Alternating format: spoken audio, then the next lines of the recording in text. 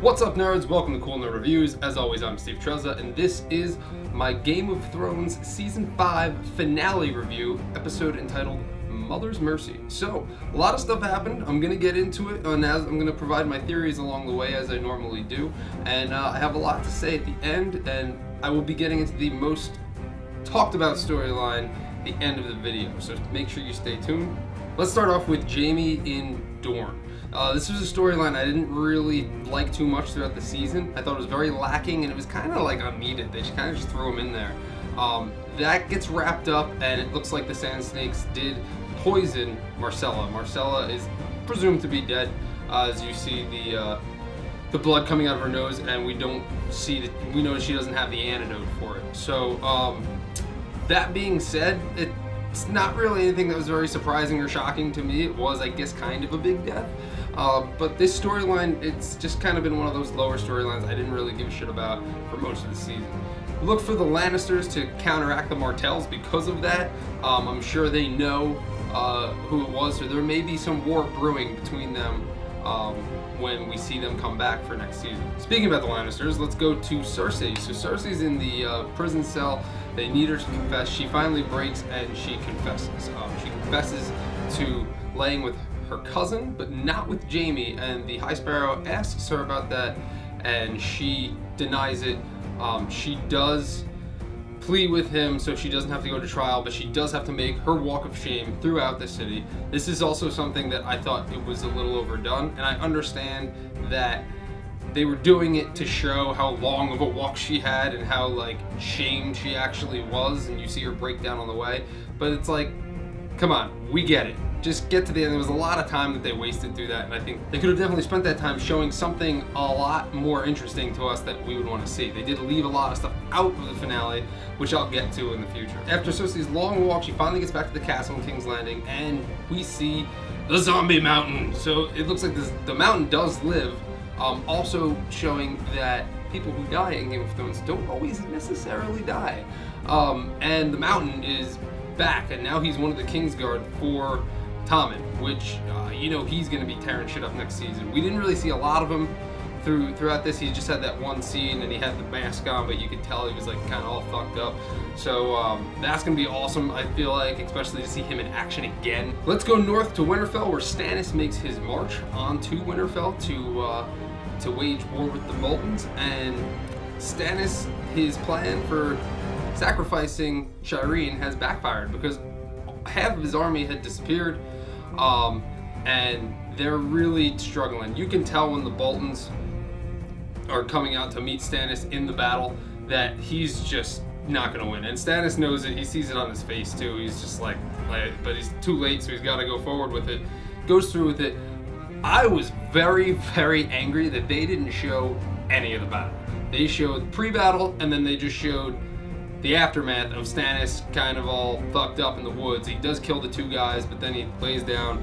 Brienne of Tarth, being all badass as she is, comes in and presumably kills Stannis. But still, I was really looking forward to this fight the entire season, and they didn't show us any of it. And I don't know why, but it is what it is, so that's over. They just kind of killed Stannis off.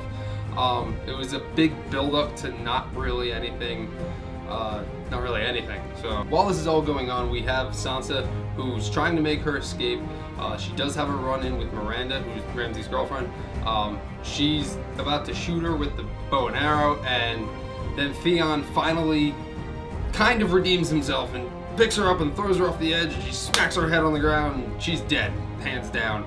So now we have Sansa and Theon have nowhere to go, and Ramsay appears to be coming back. So what do? They jump off the castle. Then it just cuts away. And again, I was a little disappointed with this because you get no sense of what happened to them. They could have plummeted to their death. I don't think so. They're probably still alive. But you just see them jump, and that's a really big jump. So I don't know how they can land that and not be injured or have broken leg or something like that. Meanwhile, over in Essos, we have Team Daenerys, who is without their queen. So it looks like Jorah and Daeru. It looks like Jorah and Daeru are planning to go and find her. So they go on this excavation to find Daenerys and bring her back. Tyrion is acting in command now, which is a very fitting position for him right now. We did see that Varys came back, and Varys and Tyrion are on good terms. You can tell that they're really good friends now, and they trust each other. Look for that to play a part in the next season. When Daenerys comes back, she will come back, even though we see her with all the Dothraki. What's going to happen with that? Are they going to join her? That's what I think would happen. And if not, I think that Drogon is not going to let them take her. He's still there. You know, he's up on the mountain, but he's still kind of in the same area. So he might come down if the Dothraki are being very hostile towards her. Again, another thing that they left up in the air, they didn't close it, and we're going to have to wait again until next season to see what happens with that.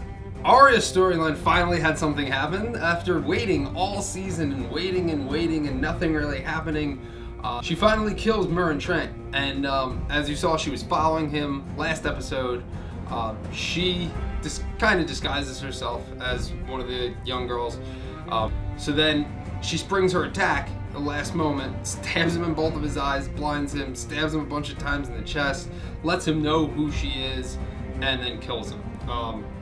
Going back, then we see her back in the House of Black and White. She doesn't take out the contract that was given to her. She takes out someone that she was not ordered to kill. Jaqen is not happy. The mystery of Jaqen H'ghar is still, you don't really know what's going on there. He's very mysterious. He supposedly kills himself, but he doesn't. It kind of, I think it's showing, he does this to show Arya that she still isn't ready to become no one. Then at the end we see Arya can't see and she goes blind. Is it permanent? Is it something that's going to just last really short? I think it's going to be more along the permanent side. And that kind of sucks because Arya is also in that she's going to be handicapped. But maybe they'll teach her to be some like kind of like blind Kenshi ninja thing, which could be pretty cool, I guess.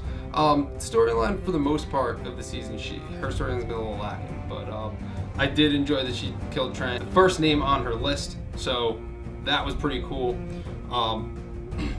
Now let's go to what everyone is talking about, always the stinger at the end. Jon Snow gets told that a wildling knows where his uncle is, so he rushes down and then sees that he's been set up by his own brothers, the Night's Watch. All of them stab him, and they all say, "For the Watch." And then Jon Snow falls down and presumably dies. Everyone's freaking out over this. A lot of people are very pissed off about it, but you have to remember, this is something that happened in the book. So even though he's dead, is he really dead? Melisandre's up at the wall now, and she may be able to resurrect him. I mean, she did make a shadow demon go and kill Renly. Everyone that's in Game of Thrones that dies doesn't necessarily die all the time, so he may come back. We might see him come back, but even so, it does provide good storyline, and it's also just to show that anything can happen in Game of Thrones, just like we know. Anyone can die, no one is safe. So I enjoyed that aspect of it. Yes, I did like Jon Snow a lot, but it was a twist. It was something very completely unexpected. So from that standpoint, I think it was good. And I do like that they gave it to the book readers too, because I know the book readers were a little pissed off a lot of things that happened this season that didn't happen in the books.